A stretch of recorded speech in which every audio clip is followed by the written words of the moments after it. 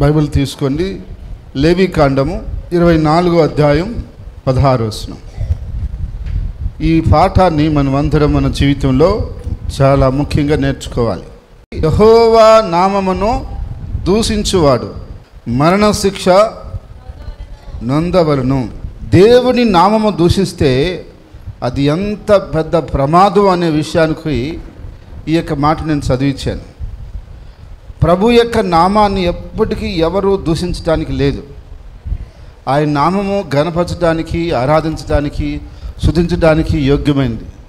కానీ సాతాను ఏం చేశాడు అంటే దేవుని నామాన్ని దూషించడానికి, ప్రజల చేత దూషింప చేయటానికి వాడు చాలా ప్రయత్నం చేశాడు.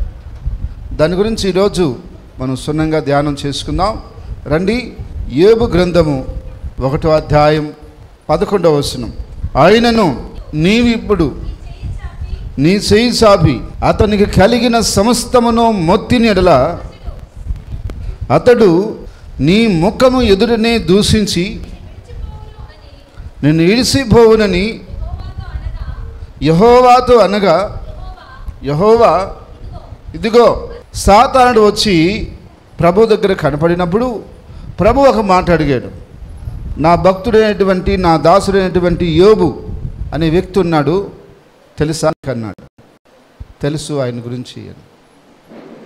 ఆయన నా యందు ఎంతో భయభక్తులు కలిగినవాడు, యథార్థవంతుడు అని ఆయన గురించిన క్వాలిటీస్ అన్నీ చెప్పాడు. చెప్పిన తర్వాత సాతాను ఏమన్నాడంటే, అతను ఊరికే భయభక్తులు గలవాడు, ఆయన నువ్వు అతనికి కలిగిన సమస్తం చుట్టూ కంచి వేసావు కాబట్టి ఆ విధంగా భయభక్తులుగా ఉన్నాడు అంటాడు. లేదు, అతను నమ్మకమైన వాడు. నేను అతనికి సహాయం చేసినా, సహాయం చేయకపోయినా అతను నన్ను ఎప్పుడు ఘనపరుస్తాడే కానీ నన్ను ఎప్పుడు దూషించుడు అంటాడు. ఎవరు? దేవుడు. సాతాను ఏమంటాడంటే, ఒక్కసారి నువ్వు నష్టం కలగజేయి, నీ ముఖం మీదే నిన్ను తిట్టి బాగపోతే అప్పుడు అడుగు అన్నాడు. ఎవరు? అపవాది ఏమంటున్నాడు? ఒకసారి నష్టం చేయి, ఇప్పుడు దాకా నువ్వు మేలు చేసావు, ఒక నష్టం రాని ఆ రోజు అతను తిట్టి నిన్ను పోతాడు చూడన్నాడు. ఎవరు? కానీ దేవుడు అన్నాడు, నో, అలా చేయడు, అతను అలా చేయడు, అలాంటోడు కాదు. నీకేం తెలుసు? నష్టం వచ్చినప్పుడు ఎవరైనా చేస్తాడు. నువ్వు నష్టం కలగడానికి చేయ అనుమతి, నేను పోయి నష్టం చేస్తా, అప్పుడు ఎందుకు చేయడో అన్నాడు. సరే, అతని ప్రాణానికి మాత్రం ఆన్ చేయకూడదు, ఏం చేస్తావు చెయ్యి అన్నాడు. అప్పుడు సైతాన్ పోయి ఫస్ట్ ఆస్తిని తీసేసింది. ఏం చేసింది? ఆస్తి మొత్తం పోయింది. ఆస్తి పోయేదానికి చాలా వేదంతో ఉన్నాడు. సరే, తర్వాత బిడ్డలని తీసేసింది. 10 మంది బిడ్డలు ఒక్కరోజే చనిపోయారు. అప్పుడు యోబు అన్నాడు, యెహోవా ఇచ్చును, యెహోవా తీసుకును, యెహోవా నామమునకు స్తుతి కలుగును గాక అన్నాడు. అంటే సైతాను అనుకుంది దేవుణ్ణి తప్పకుండా దూషిస్తాడు, తిడతాడు, ఎందుకంటే ఆస్తి పోయింది, బిడ్డలు పోయారు కాబట్టి తిడతాడు అని అనుకుంది. కానీ అయినా కూడా యోబు ఏమన్నాడు? యెహోవా ఇచ్చును, యెహోవా తీసుకును, ఆయన నామమునకే స్తుతి కలుగును గాక అన్నాడు. మళ్ళా రెండో దఫా సాతాను మళ్ళా దేవుని ఎదుటికి వెళ్ళినప్పుడు మళ్ళా అడిగాడు, చూసావా, నిష్కారణంగా అతన్ని పాడు చేశావు, కానీ నా భక్తుడు ఇప్పటికైనా అన్నాడా మాట, చెప్పాడా మాట, ఎప్పుడు ఆయన దూషించాడు నన్ను అన్నాడు. భలేవాడివే, నువ్వు అనుకుంటున్నావు బిడ్డలు పోయినా వచ్చుకోవచ్చు, ఆస్తి పోయినా వచ్చుకోవచ్చు, తన శరీరానికి బాధ వస్తే అప్పుడు తెలుస్తుంది బాధ అన్నాడు. అన్నాడు. ఇప్పుడు మళ్ళీ శరీరాన్ని పెట్టాడు విసుడు. యోబు శరీరాన్ని బాధించడానికి అడిగాడు అనుమతి. సరే, అతను ప్రాణం తీయకూడదు అన్నాడు దేవుడు. అతను ప్రాణం తీయకూడదు, నువ్వేం చేస్తావు చెయ్యి అన్నాడు. భయంకరమైన కురుపులు పెట్టాడు. ఏం పెట్టాడు? భయంకరమైన కురుపులు పెట్టేశాడు. అవి ఎంత జలబడుతుందంటే భయంకరమైన జలబడుతూ ఉంది. గిరుకోవడానికి చేతులు సరిపోలేదు. బూడిదలో కూర్చొని చిల్ల పెంకు తీసుకొని ఇలా ఇలా గీక్కుంటా ఉన్నాడు. ఎవరు? యోబు. అప్పుడు కూడా తిడతాడంటే అప్పుడు కూడా దేవుని తిట్టంలే. ఎవరు? ఏమి దేవుడా నువ్వు ఎక్కడుండావయ్యా, చూసావా నా పరిస్థితి ఎట్టుందో అని అంటాడేమోనంటే అప్పుడు కూడా అంటోలా. అప్పుడు ఏం చేశాడంటే సైతానుడు ఏబు భార్య కాడికి పోయాడు. ఏబు భార్య కాడికి పోయి చూడండి, అసలు దేవుని ఎందుకు దూషించాలనేటువంటి ఆ యొక్క ఉద్దేశం ఎవరిది? అపవాదిది. అపవాది పోయి ఎవరిని కలిపెట్టాడు? భార్యని కలిపెట్టాడు. అంటే భార్య ప్రేరేపిస్తేనన్నా ఏం చేస్తాడు? ఏబు అప్పుడన్నా దూషిస్తాడేమో అని భార్యని కలిపెట్టాడు. అప్పుడు ఏబు ఏమని సమాధానం చెప్పాడు చూడండి. అందుకతడు మూర్ఖురాలు మాట్లాడినట్లు నువ్వు మాట్లాడుతున్నావు. నువ్వు అట్లా మాట్లాడే దానివి కాదు కదా, నీ మాట్లాడుతుండవు కదా, కానీ ఎందుకు ఇప్పుడు నువ్వు మూర్ఖురాలు వలే మాట్లాడుతున్నావు? నువ్వేం మూర్ఖురాలు కాదు కదా, తెలియగల దానివి కదా. తెలియగల వాళ్ళు ఎట్లా మాట్లాడతారు? అట్లా మాట్లాడక నువ్వేంటి మూర్ఖురాలు వలే మాట్లాడుతున్నావు. కాబట్టి దేవుడి వల్ల మనం మేలు అనిపించాము, అప్పుడు నువ్వు గమ్మున్నావు. ఇప్పుడు కీడు వచ్చింది, దాన్ని కొద్ది రోజులు ఎదుర్కోవాలి, అది కూడా పోతుంది. నువ్వెందుకు మళ్ళీ నన్ను ఇలా ప్రేరేపిస్తున్నావు అన్నాడు. అంటే ఏబు భార్య ద్వారా కూడా ఏబుని ఏం చేశాడు? శోధించి దూషించేటట్టు చేయాలనుకున్నాడు. దేవుడిని సైతాను ఉద్దేశం ఏంది? నీ ముఖం ఎదుట తిట్టేసి పాత్రని కదా చెప్పాడు దేవుడికి. ఇప్పుడు ఏబు తిట్టడంలే, ఏం చేయట్లేదు. ఏబు దేవుడిని ఏం చేసినా తిట్టడంలే, దేవుని శుతిస్తున్నాడు తప్ప తిట్టే మందలే అనుకోవట్లే. ఇప్పుడు తిట్టించాలా? ఎవరి చేత? ఏబు చేత. ఎవరిని వాడుకోవాలనుకున్నాడు సాతానుడు? భార్యని వాడుకున్నాడు. భార్యని వాడుకున్నా కూడా ఏబు అప్పుడు కూడా పాపం చేయలేదంట. అప్పుడు కూడా నోటి మాటతోనే ఆయన పాపము చేయలేదంట. సాతాను ఉద్దేశం ఏంటంటే మన చేత దేవుని స్తుతించనీయకుండా దేవుని దూషించేటట్టు చేయటమే వాడి యొక్క ఉద్దేశం. అందుకని వాడు ఏం చేస్తాడంటే దూషించేటట్టు చేస్తాడు, దేవుణ్ణి దూషించేటట్టు చేస్తాడు. ఈరోజు చాలామంది వాళ్ళు ఏదైనా కష్టం వస్తే దేవుడి మీద అట్టంటే మాట్లాడతారు, దేవుడిని తిడతారు, వాళ్ళు ఏదంటే అది అనేస్తారు. ఎవరిని? ప్రభువుని అంటారు. దేవుడు ఎక్కడ ఉన్నాడు? అసలు ఏం దేవుడు ఆయన? అసలు ఉన్నాడా లేడా? ఇంకా నేను అనేది మామూలు పదాలు అంటున్నా, వాళ్ళ పదాలు ఇంకా ఏ విధంగా ఉంటాయి, అట్లా మాట్లాడతారు. అంటే ఎందుకు అలా మాట్లాడతారు అంటే దేవుని దూషణ చేయటం అంటారు దాన్ని. ఏంది? దైవ దూషణ చేయటం. దైవ దూషణ అనేది కూడా ఒక పాపం. ఆ పాపం చేయించాలని సాతాను యొక్క ఉద్దేశం. అయితే నిజమైనటువంటి దేవుని యొక్క బిడ్డలు ఎప్పుడు దేవుని దూషించరు. హల్లెలూయా. స్తుతించటం అనేది నువ్వు నేర్చుకోవాలి. నువ్వు స్తుతిస్తూ ఉంటే దేవుడు కార్యాలు చేస్తూ ఉంటాడు. హల్లెలూయా, హల్లెలూయా. దేవుడు ఏం చేశాడు? ఏబుకి రెండింతల ఆశీర్వాదం ఇచ్చాడు, 10 మంది బిడ్డల్ని ఇచ్చాడు, మళ్ళా ఆస్తి రెట్టింపు ఇచ్చాడు, అన్నీ ఇచ్చాడు. అదే మనం అలాంటి సందర్భం వచ్చినప్పుడు స్తుతించకుండా బాధతోనో దుఃఖంతోనో దేవుణ్ణి మనము స్తుతించకుండా దూషించినామనుకోండి, సైతాను సంతోషం అది. అప్పుడు మనం నష్టపోతాం. అందుకని మనం ఏం చేయాలి? దేవుని దూషించే మాట ఎప్పుడు మన నోట్లో నుంచి రాకూడదు. హల్లెలూయా. దేవుని మాత్రమే కాదు, ఇంకా కొన్ని చేయాలి మనం. చూద్దాం. తర్వాత అపోస్తల కార్యాలు 23:14. ఇక్కడ నాయకులను, అధికారులను, రాజులను మనం దూషించకూడదు. ఏం చేయకూడదు? అది దూషిస్తే ఎంత శిక్ష అంటే మరణ శిక్ష.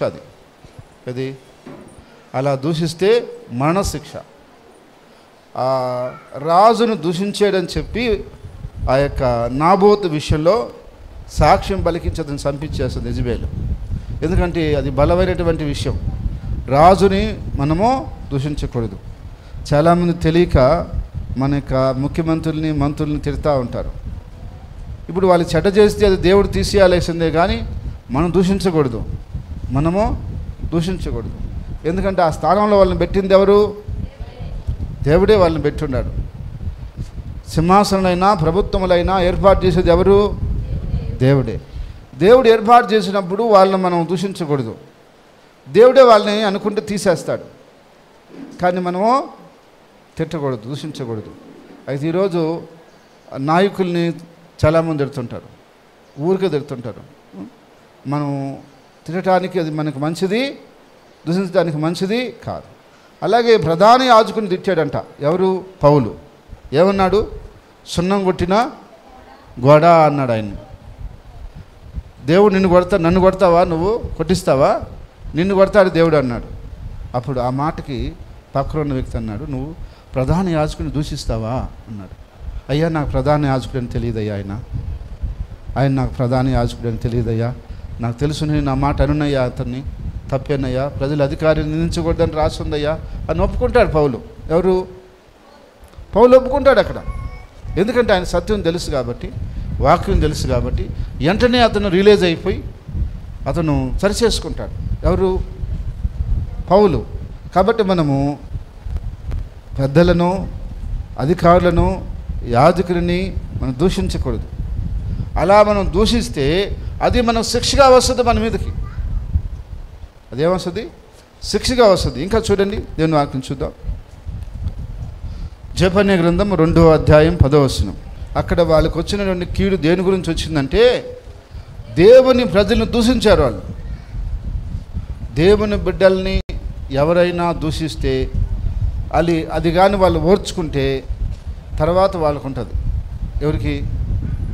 ఎవరు దూషిస్తారో దాని ప్రతిఫలం వాళ్ళ మీదకి వస్తుంది. కానీ మనం తిరిగి దూషించకూడదు. దాని గురించి మళ్ళీ తర్వాత చెప్తా. దేవుని దూషించకూడదు. దేవుడు ఏర్పరిచినటువంటి రాజుని కానీ, నాయకుని కానీ, యాజకుని కానీ మనం దూషించకూడదు. దేవుడు ఏర్పాటు చేసుకున్న జనులను కూడా మనం దూషించకూడదు. ఇప్పుడు మోషే ఒక్క మాట అన్నాడు, ద్రోహులారా, మీకోసం నేను నీళ్ళు రప్పించాలా అన్నాడు. వాళ్ళని పట్టుకొని. ఎవరిని పట్టుకొని? దేవుని ప్రజల్ని. దేవుడు అన్నాడు, నువ్వెవడోయా, అసలు నువ్వెవడో, నా ప్రజల్ని ద్రోహులు అంటారు, నువ్వెవడో, నువ్వు రావద్దు అన్నాడు. ప్రభా నువ్వు రావద్దు, కానాన్లోకి నువ్వు అడుగుపెట్టబాకు. ఎందుకన్నావు ఆ మాట నువ్వు నా ప్రజల్ని అని? దేవుడు చాలా సీరియస్ తీసుకున్నాడు దాన్ని. ఎందుకని? దేవుని ప్రజల్ని దేవుడు దూషించినా దేవుడు ఒప్పుకోడు. చాలామంది తెలియక దేవుని బిడ్డలను తిడుతుంటారు, కానీ తర్వాత వాళ్ళ సంగతి వాళ్ళకి. కానీ మనము తిరిగి దూషించకూడదు. హల్లెలూయా. ఆయన బిడ్డలను దూషించినా కూడా ఆయన ఒప్పుకోడు. ఆదికాండం 12:3 చూడండి, ఏమన్నాడు? నిన్ను ఆశీర్వదించిన వారిని ఆశీర్వదిస్తా, నిన్ను దూషించిన వారిని నేను శపిస్తానన్నాడు. అక్కడ అబ్రహాంతో మాట్లాడుతూ, నిన్ను ఆశీర్వదించాడో ఎవడన్నా, వాడు కూడా నన్ను ఆశీర్వదిస్తా, నిన్నెవరైనా దూషించారా వాడు నేను శపిస్తానన్నాడు.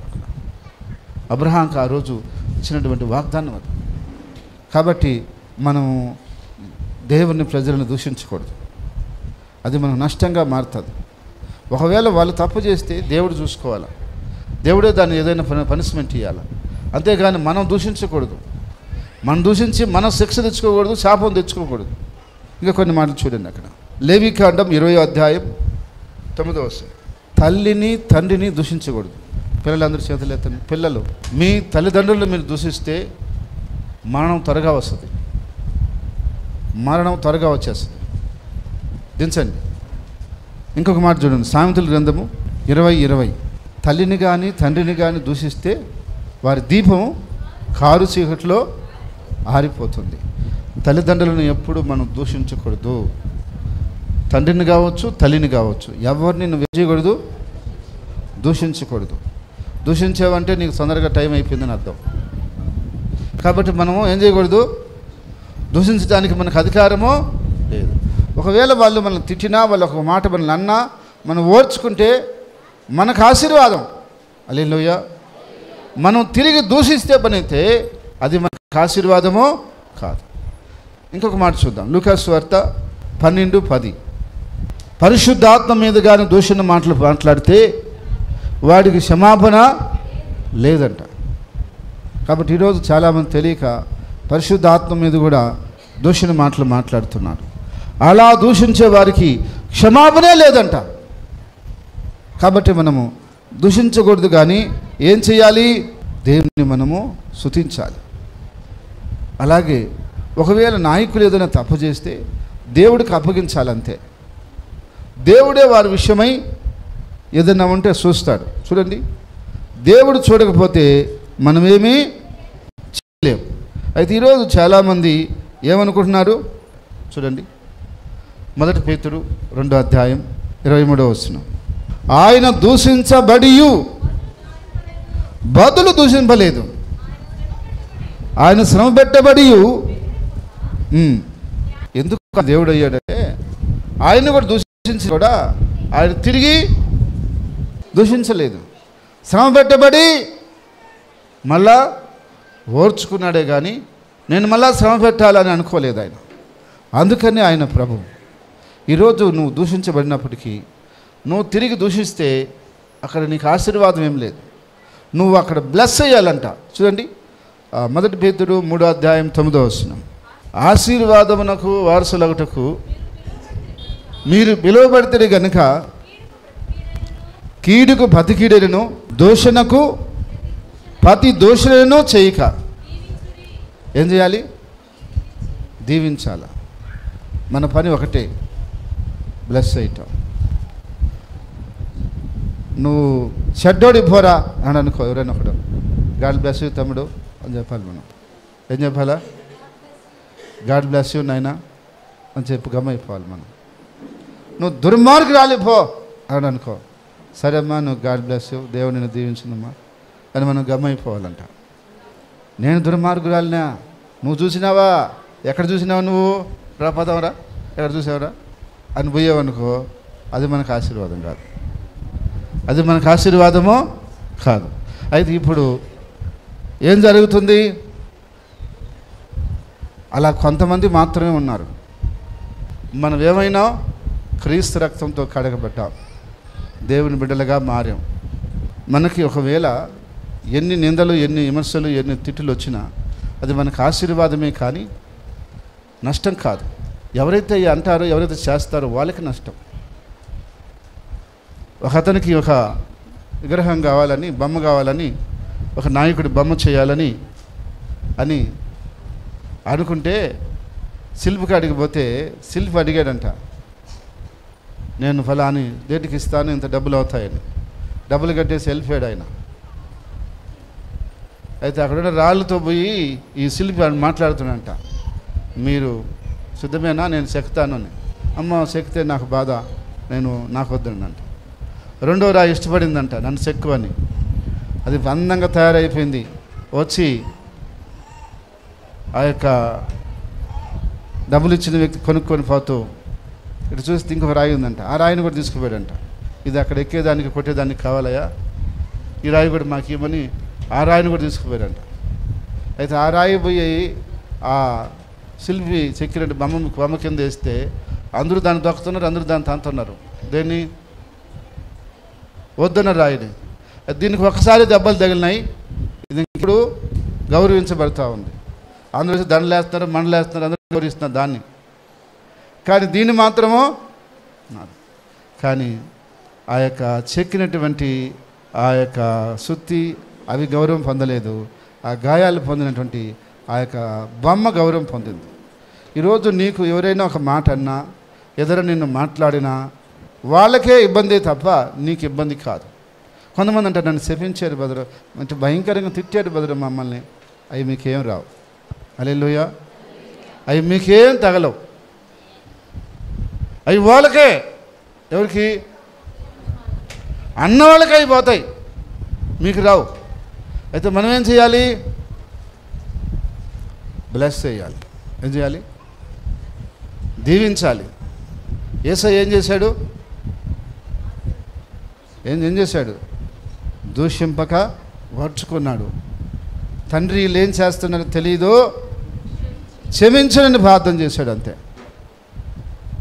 ఈరోజు తెలుసో తెలియకో నిన్ను ఎవరో మాట్లాడుతున్నారు, వాళ్ళ మీద నీకు చాలా కోపం ఉంది కదా. నాకు ఇట్లా మాట్లాడతారా, నన్ను ఇట్లా అన్యాయం చేస్తారా, నన్ను ఈ విధంగా చేస్తారని కోపం ఉంది కదా, ఆ కోపం ఉంచుకోకూడదు. ఏం చేయాలి? వాళ్ళని ప్రార్థించి వదిలేయాలి, దేవునికి అప్పగించేయాలి. దేవుడు చూసుకుంటాడు. నువ్వు ఫ్రీగా ఉండాలి, నువ్వు టెన్షన్ పడకూడదు. అది నీకు ఆశీర్వాదం అనుకోవాలి. నువ్వు హల్లెలూయా ఏమనుకోవాలి? అవన్నీ నాకు ఆశీర్వాదాలు అనుకొని అమ్మా. ఒక తమ్ముడు నా దగ్గరికి వచ్చాడు, బ్రదర్ ప్రధానం నేను ఇటు మాట్లాడినాడు అన్నాడు. అదొద్దు, ఇంకేదన్నా చెప్పన్నా. అన్న మాటలు వద్దు కానీ ఇంకోటి చెప్పన్నా. కొంతమంది అవి ఎత్తుకొని వస్తారు మన కాడికి. ఏంది? నిన్ను ఫలానా ఎట్ట నిన్ను తెలుసా అంట. అప్పుడు మనకు బాధ కలుగుతుంది. అవి మనకు అవసరం లే. అవి వద్దులమ్మా, ఇంకేదని చెప్పంటే అంటుంటారన్న విషయం దేవుడు కూడా చెప్పాడు. లోకం నన్ను ప్రేమించలేదు, మిమ్మల్ని ప్రేమించదు. లోకం నన్ను దేశించింది, మిమ్మల్ని కూడా దేశిస్తుంది అని ఆ రోజు చెప్పాడు యేసుప్రభు. ఎందుకు వాళ్ళు మనల్ని ఆ విధంగా అంటారంటే ఇప్పుడు చెప్తారండి. చూడండి దేవుని వాక్యం, 1 పేతురు 2:12 ఒకసారి చూడండి. ఇక్కడ దేవుడు అంటాడు, అనుజనులు ఏ విషయంలో మనల్ని దుర్మార్గులను దూషిస్తున్నారో మనం వారి మధ్యన ఏం చేయాలంట? మన సత్క్రియను చూపించాలి వాళ్ళకి. వారు ఖచ్చితంగా మంచి ప్రవర్తనతో మనం ఇప్పుడు ఎవరైనా మనం దూషిస్తున్నారు అంటే, ఒకవేళ మనం చేసిన తప్పును బట్టి ఎవరైనా మనం దూషిస్తున్నారంటే దాన్ని మనం అర్థం చేసుకొని మంచి ప్రవర్తన కలిగి ఉండాలి. అప్పుడు వాళ్ళు మనల్ని ఆ మాట అన్నారు. ఇప్పుడు ఒక వ్యక్తి దొంగతనం చేస్తే దొంగతనం చేసేది అంటారు, అయితే మనం దానికి బాధపడకూడదు. నేను చేశాను కాబట్టి అన్నారు, ఇక చేయకుండా చూసుకోవాలని మనం నేర్చుకోవాలి. అంతేగాని వాళ్ళు అన్నారు అంటే చేశాం కాబట్టి అన్నారు, మనం చేయకుండా అనరు వాళ్ళు. కానీ అన్యజనులు ఏ విషయంలో మీరు చెడ్డవారని మిమ్మల్ని అంటున్నారో ఆ విషయంలో మీరు ఏం చేయాలి? మీ సత్ప్రవర్తన చూపించాలి వాళ్ళకి. అమ్మ, ఇంతకుముందు నేను అలా చేసిన మాట వాస్తవమే, కానీ ఇప్పుడు నేను అలా లేను, ఇప్పుడు నా జీవితం అది కాదు. నేను ఇంతకుముందు చేశాను కానీ ఇప్పుడు నేను అలాంటివన్నీ కాదు అనే దానికి నీ సత్ప్రవర్తనే రుజువు. నీ సత్ప్రవర్తన బాగుంటే ఒకవేళ నీ మీద నిందేస్తే వాళ్ళు సిగ్గుపడతారు. అదే పేతురు రాసిన పత్రికలు ఇంకో మాట చూడండి, 3:17 వస్తుంది చూడండి. మీ సత్ప్రవర్తన మీద అపనింద వేయవారు సిగ్గుపడుదురు అంటాడు. ఎందుకంట మీ సత్ప్రవర్తన మీద అపనింద వేయవారు సిగ్గుపడతారు. మనం కరెక్ట్గా ఉన్నాం అయినా కూడా నిందేస్తారు, మన మీద వేస్తారే. ఇలా బాగున్నా అంటారు, బాగలేకపోయినా అంటారు. బాగలేకపోయినా అంటే సరి చేసుకోవాలి. మనం బాగున్నా అంటున్నారంటే మనమేం భయపడబల్లా, వాళ్ళు రేపు సిగ్గుపడతారు. మరి నేను అనవసరంగా ఆ మాట అన్నానే, ఆమె అలాంటి ఆమె కాదే, నేను ఉద్దాగా మాట్లాడేశానే అని వాళ్ళు సిగ్గుపడతారంట. అయితే దానికి నువ్వు నేను మంచోడిని అయ్యుండి కూడా నా మీద ఈ మాటలు అంటారా అని మనం ఫీల్ అవ్వబల్లా. ఎందుకు? లోకం అనాలి ఏదో ఒకటి అంటుంటారు. కానీ మనలో తప్పు ఉందా? దిద్దుకోవాల్సిందే. తప్పు లేదా? మనం భయపడాల్సిన అవసరం లేదు. వాళ్ళే రేపు చిగుపడతారు. ఏదో ఒక రోజు తెలుసదు. వాస్తవం తెలీదా? వాస్తవం తెలుసద్దా? తెలీదా? నిజం నిదానంగా తెలుస్తుంది. నిజము నిదానంగా తెలుస్తుంది. తెలిసిన రోజు ఆ మాట అంటారు దురికిపడి, వాళ్ళు ఖచ్చితంగా ఏం చేయాలి? సిగ్గుపడతారు. కాబట్టి నువ్వు సత్ప్రవర్తన కలిగి ఉంటే నువ్వు ఎప్పటికీ భయపడాల్సిన అవసరం లేదు. సత్ప్రవర్తన లేకపోతే నువ్వు దిద్దుకోవాల్సిందే. అంటున్నారు అంటే మనలో లోపం ఉంటే అంటారు, దాన్ని మనం దిద్దుకుందాం, ఏ ఇబ్బంది లేదు. దిద్దుకున్న వాళ్ళు అంటున్నారు అంటే ఇంకా అది వాళ్ళకే, మనకైతే నష్టం లేదు. కాబట్టి నేను ముగిస్తున్నా, మనం దేవుణ్ణి దూషించకూడదు. ఇంకా రాజులని, అధికారుల్ని, దైవజనుల్ని మనము దూషించకూడదు. మన తల్లిదండ్రులను మనము దూషించకూడదు. దేవుని ప్రజలను, వాడు చిన్నవాడైనా పెద్దవాడైనా పేదవాడైనా ధనికుడైనా దేవుని బిడ్డే. దేవుని బిడ్డను మనము దూషించకూడదు. ఇంకా పరిశుద్ధ ఆత్మను మనము దూషించకూడదు. అలా దూషిస్తే అది మనకు ఆశీర్వాదమో కాదు. అయితే ఏం చేయాలి? దూషణకు ప్రతిదూషణ చేయక మనము దీవించాలి వాళ్ళని. అది మనకు ఆశీర్వాదం, అది మనకు దీవెన. అయితే ఈరోజు దేవుని బిడ్డలైనటువంటి కొంతమంది, మీరు కాదులే, వాళ్ళని ఒక మాట అనకూడదు. వాళ్ళకి ఎంత తెలుసా రోషం, అంత రోషం వచ్చేస్తుంది. అంటారా నన్ను మీరు ఎట్టంటావు, ఎందుకంటావు? లోకము యేసయ్యను అనింది, ఆయన శిష్యులైన అపోస్తులు అనింది, ఈరోజు కూడా మనల్ని అంటుంది. కానీ దానికి మనం ఫీల్ అవ్వాల్సిన, కోపగించుకోవాల్సిన అవసరం లేదు. దానికి ఏం చేయాలి?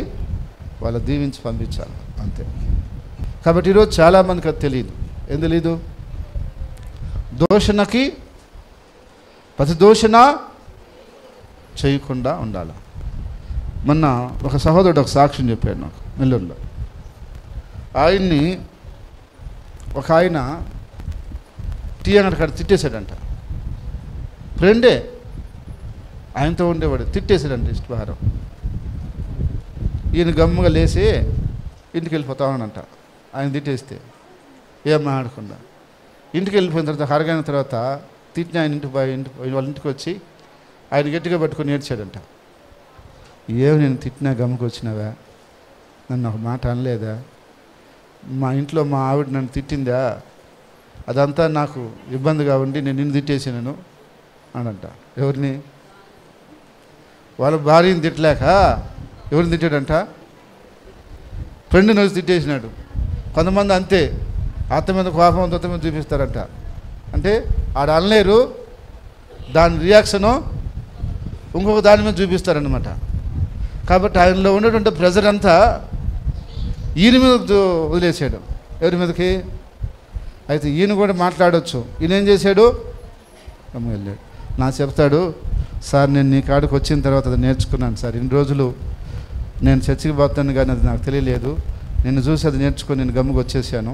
నువ్వు కూడా అటు వెళ్ళిపోతావు కదా గమ్ముగా, కాబట్టి నేను అటు వచ్చాను.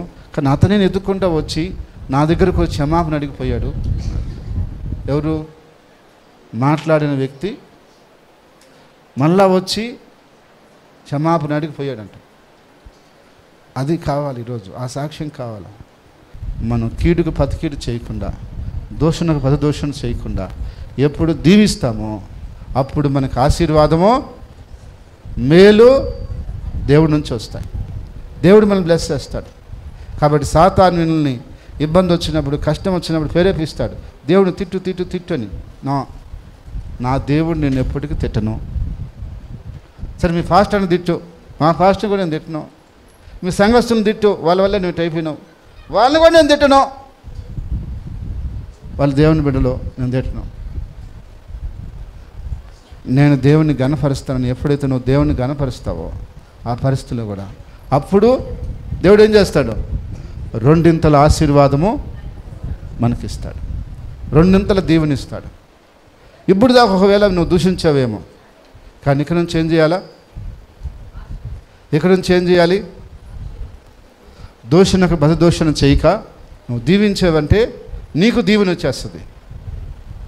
నీకు దీవెన వచ్చేస్తుంది రిటర్న్. మళ్ళా నువ్వు దూషించావంటే నీకు నష్టం వస్తుంది మళ్ళా. అందుకని మనం దూషించటం కాదు, దీవించటం నేర్చుకుంటే అది దైవత్వం, అది దేవుని బిడ్డల లక్షణం. వారిని దేవుడు ఆశీర్వదిస్తాడు. అట్టి అనుభవం దేవుడు మనందరికీ దయచేయునుగాక. ఆమేన్. దేవుని ప్రార్థిస్తాం. ప్రేంగల తండ్రి, నీకు వందనాలు. మేము తక్కువ వాళ్ళమేం కాదు. మేము ఆయా సందర్భాల్లో మాట్లాడాం, తిట్టాం, దూషించాం. మా తప్పులొప్పులు క్షమించండి. మమ్మల్ని మీ రక్తంతో కడగండి, శుద్ధీకరించండి. ఇంకెప్పటికీ మేము దూషించకుండా, మేము అలా తొందరపడి దుడుకుపడి మాట్లాడకుండా, మేము నువ్వు చెప్పినట్టుగా నడుచుకోవటానికి, దూషణకు ప్రతిదూషణ చేయకుండా, కీడుకు ప్రతికీడు చేయకుండా మేము దీవించేటువంటి వారిగా ఆ స్థితిలో మమ్మల్ని ఉంచి ఆశీర్వదించమని యేసునామమున ప్రార్థిస్తున్నాము తండ్రి. క్రీస్తునందు ప్రియ సహోదరి సహోదరులందరికీ ప్రభు యొక్క నామములో వందనాలు తెలియజేస్తున్నాను. గత 28 సంవత్సరాల నుండి ప్రభు యొక్క పరిచర్యలో కొనసాగటానికి ప్రభు ఎంతగానో కృప చూపించుకున్నాడు. అయితే ఈ సంవత్సరం నుండి జీసస్ సేవ్ టీవీ ద్వారా దేవుని వాక్యాన్ని అనేకులకు అందించడానికి దేవుడు మా మీద ఎంతో కనికరం చూపించున్నాడు. దేవుని వాక్యాన్ని ప్రతి వారం మీకు ఈ ఛానల్ ద్వారా అందిస్తున్నాం. ఈ వాక్యం ద్వారా మీరు బలపరచబడుతున్నట్లయితే తప్పకుండా మీ స్పందన మాకు తెలియచేయండి. ఇలాంటి స్వచ్ఛమైన యథార్థమైనటువంటి వాక్యం కొరకు మీరు ఆశపడుతున్నట్లయితే, ఎదుగుతున్నట్లయితే మా ఆరాధనలో పాల్గొనండి. తప్పక దీవెన పొందండి. ప్రతి ఒక్కరిని ప్రేమపూర్వకంగా ఆహ్వానిస్తున్నాం. అందరికీ వందనాలు. Address Grace Fair Hall, Edayapalem, railway station road, Nellore. Branch సంఘాలు గూడూరు, నెల్లూరు, నాయుడుపేట, జయంపు, ఆర్మేన్పాడు, రామరెడ్డిపాలెం, కామిటిగుంట. తప్పకుండా మా యొక్క ఆరాధనలో మీరు పాల్గొని దీవెన పొందాలని కోరుతున్నాం.